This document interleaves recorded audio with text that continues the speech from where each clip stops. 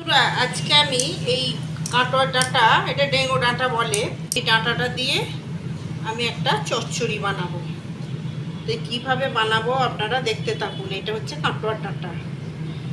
আমি প্রথমে ডাঁটাটা সেদ্ধ করে নেবো। ডাঁটাটা একটু শক্ত আছে, সেদ্ধ করে নেব। দিয়ে দেবো, একটা ঢাকনা দিয়ে দেবো।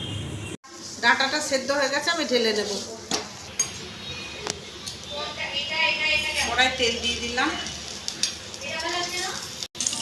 5 ফোড়ন দিয়ে দিলাম, একটু শুকনো লঙ্কা দিয়ে দিলাম একটা। ফোড়নটা ভাজা হয়ে গেছে, আমি একটু ডাঁটাগুলো দিয়ে দেবো।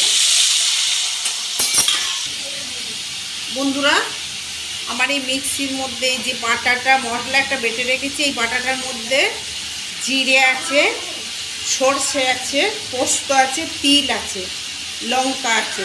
আমি এই পেস্টটা এতে দেব।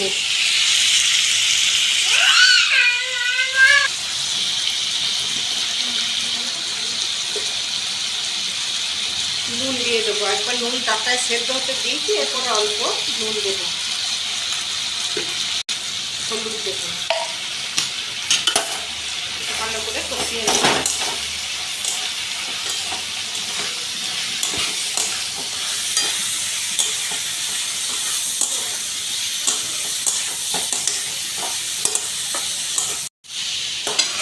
মশলাটা দিয়ে ভালো করে কষিয়ে নিয়েছি। এর মধ্যে আমি অল্প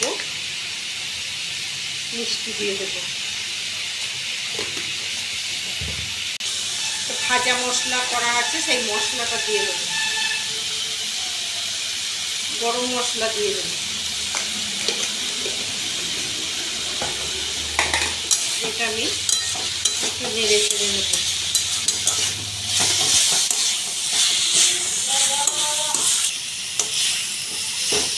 ডাঁটা চচ্চড়ি আমার রেডি হয়ে গেছে। আমি এরপরে একটা প্লেটে ঢেলে নেব। বন্ধু, আমার ডাঁটার চচ্চড়ি রেডি হয়ে গেছে। আমি যেভাবে বানালাম এইভাবে একবার বানিয়ে খাবেন, দেখবেন খেতে খুব সুস্বাদু লাগে। আর প্রথম পাতে বেশ ভালোই লাগে এটা খেতে, গরম ভাতের সঙ্গে। আমার এই ডাঁটার রেসিপিটা আপনাদের কেমন লাগলো জানাবেন। যদি ভালো লেগে থাকে লাইক, শেয়ার, কমেন্ট করবেন এবং সাবস্ক্রাইব করতে ভুলবেন না। ধন্যবাদ।